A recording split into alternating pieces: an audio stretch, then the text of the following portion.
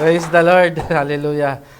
Once again, I would like to welcome each and everyone sa ating prayer meeting this year, 2024. So once again, batiin po natin ang ating katabi ng Happy New Year! Unlimited no?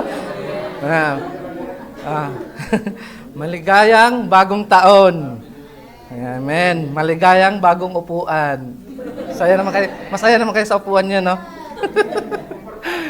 Komportable kayo. So, of course, sabi nga, di ba, na buti pa ang taon at upuan bago. Kayo kaya, kailan tayo magbabago? So, pakisabi po sa kaliwa natin, kapatid, kung wala kang kaliwa sa kanan, kung sino katabi nyo, pakisabi po, kapatid, kailan ka magbabago?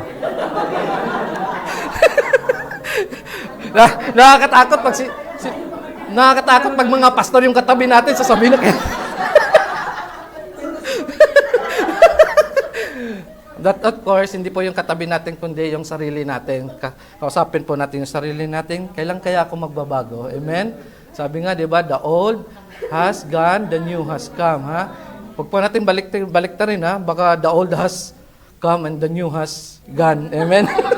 Nakakatakot po yun. So, of course, every time na may New Year po, someone will always ask us, ano po yung question na yun? What is our New Year's resolution? Ano sagot niyo? Kasi ako for 5 years, ang sagot ko gusto ko magpapayat. Praise the Lord. Yung resolution na yan, puro 5 years na lang. Hindi na resolution. Consistency na yan. Amen. So of course, tonight I'm so blessed and so thankful po. Because actually, by the grace of God, kanina ko lang nabuo to. Meron na akong topic, but I don't know why God has just changed this topic. So my topic actually is too much long. Sabi nga ni Gladys, OA naman kasi yung una kong topic is I have 12 points po. So sabi ko para mahaba, baka antokin naman sila, baka ayaw nila umattend sa susunod na prayer meeting. But praise God, God has given me the direct idea, a knowledge just today. Amen. But the title of our topic for tonight is a hopeful, a joyful, and bountiful New Year. Amen. Hallelujah. So in Jeremiah 29, verse 11, sabi po dito, it says here, "For I know the thoughts that I have think toward you, says the Lord, thoughts of peace and not of evil, to give you a future and a hope." Amen. Indeed, God always declare us or give us hope and brighter future. Yun ang promise ng Panginoon, di ba? And even so, last Friday, di ba? Kung nakinig po kayo, ano po yung topic ni Pastor Don? It's all about in Joshua, di ba? So yung sa Joshua chapter, 3, verse 5, di ba? That yung great and wonder things are already there. Naghihintay na po, no? Already waiting na ngayon. Nagwe-wait siya. But God has always reminded us that we should what? We should sanctify. We should what? Be cleansed and dwell in His presence. Amen po ba? So, ano ba on how to have a bountiful, a joyful, or a hopeful year? So, tonight I have three main points, which is first is what? Pray. Second one is sound mind. And the third one is don't be afraid. Hallelujah. So, before we start, let us have our opening prayer. Hallelujah. Father God, we thank you and we praise you, Lord. We thank you for this night, a new life for us, a new year for us, oh Lord, a new beginning and a new start.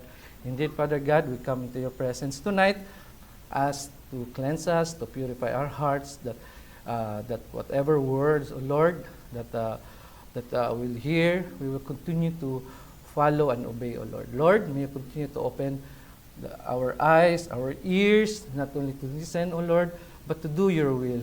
Father God, be with us tonight. In Jesus' name, amen. Hallelujah. So, first point, pray first. So, our scripture for this one is in Ephesians chapter 6, verse 18. So, sabi pa dito, it says, "Pray in the Spirit at all times, on every occasion. Stay alert. Be persistent in your prayers for all believers everywhere." So, church, Usually, when worrying pops up in our mind, what is our reaction or what is our action? Maybe we tend to what? We tend to worry, we tend to think of other things. But God is telling us, it's very clear here, that what should we do when the word worrying pops out in our mind? Ano pong sabi po doon? Pray first. Diba? Sabi nga, diba? Instead po na tayo ay, if there is problem or if there is any struggles in our life, instead po na tayo ay sumuko, hindi po natin gagawin yan. Bagkus tayo po ay yumuko, lumuhod, at idulog natin sa ating Panginoon at isuko natin ang ating mga problema. Amen po?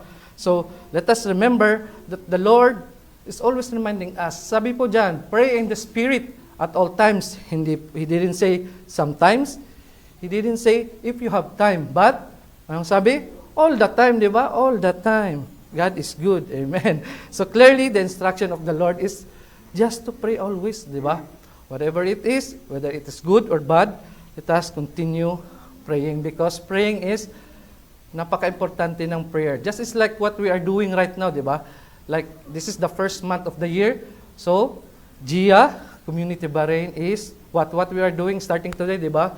We are having our prayer and fasting, di ba? Di ba? Napakasarap pakinggan na ang GIA is very committed sa prayer and fasting. Committed po ba tayo? Amen! Sana all. So, next slide. So, sabi po dito, when you feel it is over, parang andun lang no? Hugot, no? But this is different thing. When you feel it is over, what you will do? Prayer is the answer. And remember, giving up something to God is what? Actually getting something. So church, let us be reminded that in every situation in our life, what must we do? We should pray first because praying is a way of what? Way of, di ba? Last Friday, Pastor also explained to us that it's a way of communicating with God, listening to the Word of God, listening to His voice, and even the fasting, di ba? We are giving up something. So I don't know which kind, what did you give up for this fasting? Basta ako, alam ko anong gi-give up ko. Pork at saka kape. Sana makayanan ko. But of course, that is, sabi nga, di ba? Giving up something to God is actually getting something. So, whatever it is, what is your prayer and fasting for the Lord, kayo po nakakalam dan. What is most important thing is our commitment. So, no? It is not gaya-gaya tayo. Oh, sige, si brother, si sister, Daniel Pass na rin ako. Di ba? Hindi ganon. It is you and the Lord only. So, they just continue to pray and fast. Amen. So, mabilis lang po tayo. And the second point is sound mind. So, sabi po dito, sa 2 Timothy verse 1 to 7. So, very familiar po tayo dito. Is, for God has not given us the spirit of fear, but of power, love, and sound mind. So, of course, God give us strength, di ba, to capture yung thoughts natin. Yung thoughts natin, whatever thoughts that we are going to in our mind, God has given us the power. Kasi, alam niyo po, this verse is really nagrema sa akin. Because, you know, when we talk about sound mind, parang peace, di ba? Parang peace, relax, or whatever it is. But, you know, in this world, it reminded me na, you know, this world is really distracting us. Amen? Distracting us, entertaining us through what? Diba? Social media, diba? Magbabasa ka na lang ng prayer sa LPC or magbabasa ka na lang ng Bible, biglang pag-open mo sa Facebook, oy, dito na lang ako, diba? So ako, personally, I am doing that one. Instead of praying or reading the Bible, mas more time po ako sa Facebook. Nunod ako ng mga anek-anek, di ba? But this kind of verse, actually, it's not only that, because my point here, brothers and sisters, is about love, actually. It is about love, that God has given us the power. Di ba? Kasi, I believe na pag wala yung love, wala din yung sound mind, di ba? Kasi pag mahal natin yung isang bagay, we should give it all, di ba? Then, God has given us. Kaya nga sabi niya, I am not giving you a spirit of fear, but of love. Amen? So, one of the best example is because we know that this Timothy was written by Apostle Paul, di ba? So, imagine po, no, when during the time, this was, if I'm not mistaken, this was the time when Paul was in the prison, right? So, nakakulong po siya, di ba? During the time na sinusulatan niya si Timothy, di ba? So, imagine po, no, kung kayo po nakakulong, magsusulat po kayo sa kapatiran niyo, ay, brother, kumusta ka na dyan? Ay, sister, kumusta ka na dyan, di ba? You see, the heart of Paul is different. It's really different.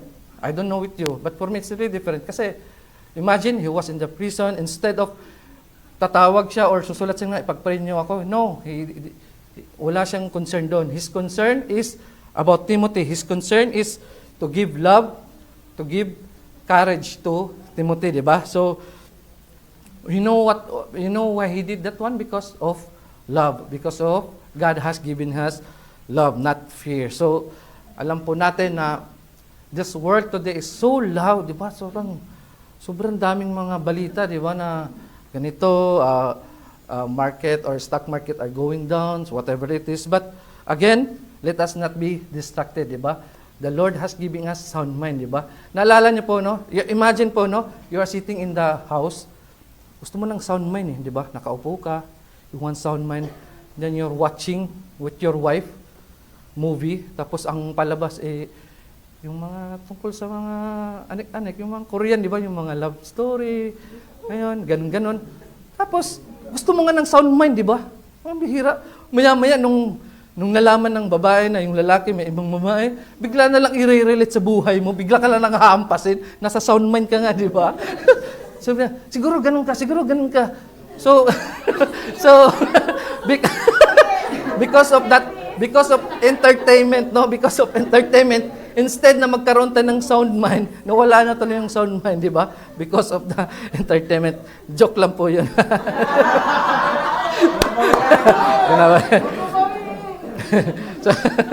so sabi nga po sa wala po yan sa screen, sabi nga sa Isaiah chapter 32 verse 17, sabi dito, and this righteousness will bring peace. Yes, it will bring quietness and confidence forever. So remember that righteousness is the character of God.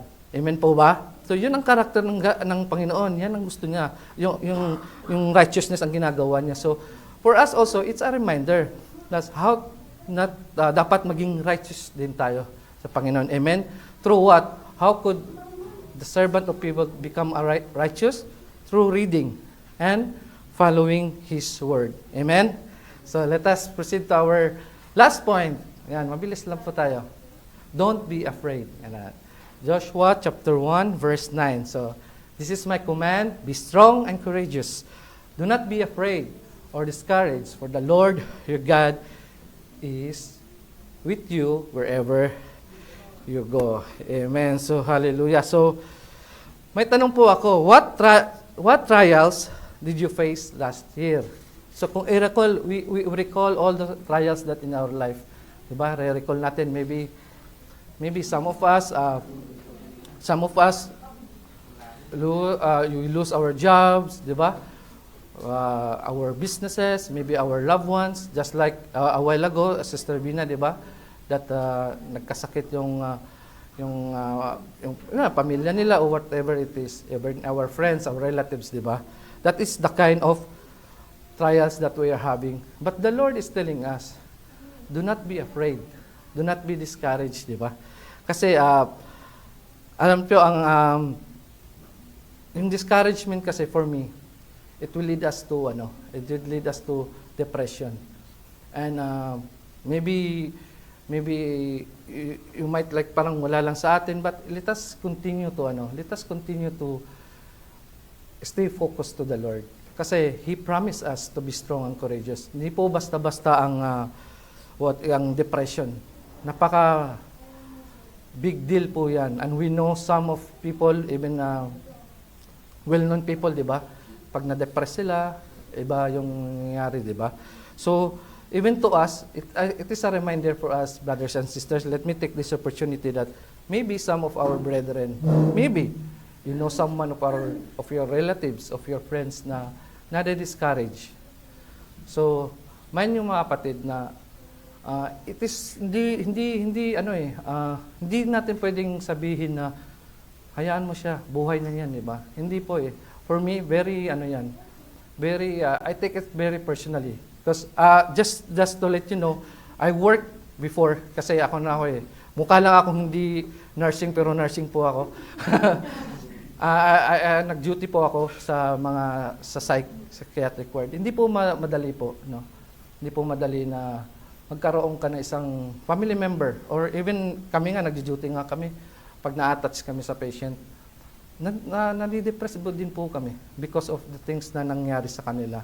And bilang isang Kristiyano na nakakalungkot po na we are just letting go of our brothers and sisters na nangihina. And I so blessed and thankful na I'm sure, no, especially our pastors and leaders, they are trying their best. They are trying their best na to bumalik yung mga kapatiran natin na iba, though mahirap na may mga kasi actually kaya ko nasabi to. That's why I said this one because our church as a Gia Barin, we experienced this. Maybe some of you don't know, but we experienced this. Hindi lang masyadong halata. Pero some of our brethren talagang nanghina nadi-discourage sa buhay nila, no? That during the time na grabe yung fire nila, but because of some events, like example, during the pandemic, di ba? Marami pong nadi-discourage sa kapatiran. So, what is our action for that? Di ba? What is our action for that? Though hindi natin sila kakilala, o dumatanda na sila, but depression is a different thing, brothers and sisters. It's not about the age.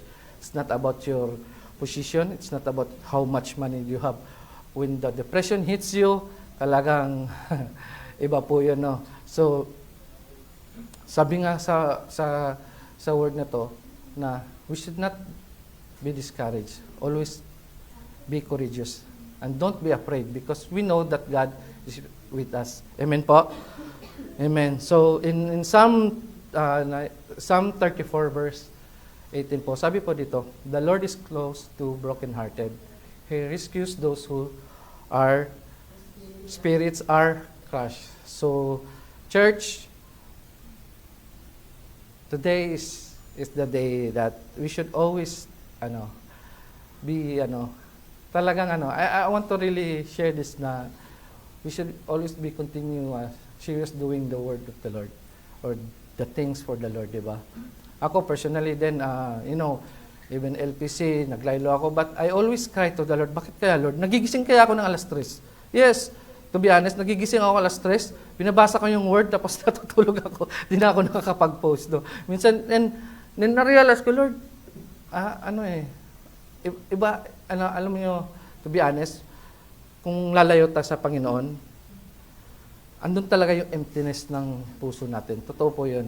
Kaya it is really important to attend this prayer meeting, mga Bible study natin, any activities from the church, because it is way of, kumbaga, may encourage to one another.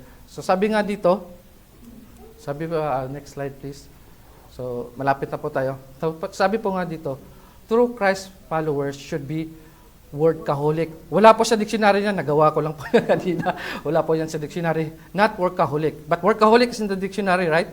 Workaholic is excessive working.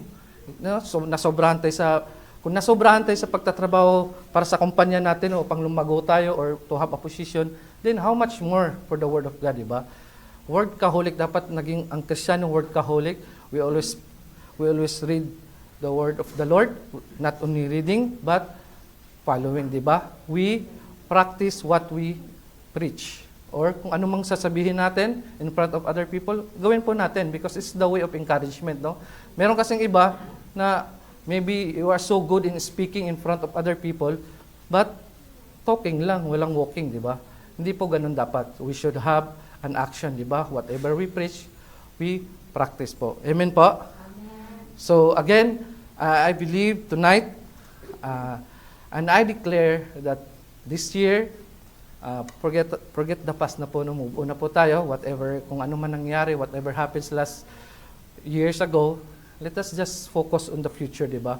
Kasi may nakita kong post na the enemy always attacking us through our past, di ba? But always remember na ang kaaway, yun ang gusto niya eh, i-dwell tayo sa past. But let us remind our enemies that kung ano yung future niya. Ano bang future ng enemies, di ba? He will be destroyed, di ba? Because God is with us. Amen? So, before I conclude, once again, I declare this year and through all the years in our life, our church, our family, our loved ones, to have a hopeful, joyful, and bountiful years. Amen? So, yan ang gusto natin, di ba? We declare tonight. Amen. Hallelujah. So, in conclusion, so Psalm 107 verse 1. Sabi dito, give thanks to the Lord for He is good. Good ba ang Panginoon sa atin? Amen. He is faithful ba? Amen. And His love endures forever. Hallelujah. So, we thank the Lord for His goodness, for His faithfulness in our life. So, kung ano man po ang nararanasan natin, let us continue to walk in the word of the Lord. Amen po ba? So let us close in prayer. Hallelujah. Father God, we thank you and we praise you, O Lord, for this night. And we just declare, O Lord, in our lives, in our church, even our loved ones, O Lord, to have a hopeful, joyful, and bountiful years, O Lord. Lord, we entrust to you all the years, O Lord, na darating sa buhay namin, that you will be with us, and let us continue to remind, O Lord, to do the works of your kingdom. And let all the GM members, O Lord, even us personally, O Lord, will continue to be used for the expansion of your kingdom, that we will continue to sanctify ourselves, O Lord, that we will continue to dwell in your house, and let all your people, O Lord, be a faithful servant, O Lord. Panginoon, maraming salamat sa gabing ito, and we just declare your goodness, your faithfulness, your mercy, O Lord, in our lives. In Jesus' name, amen. Connect with Gia Bahrain through the following website. Need a Bible study group?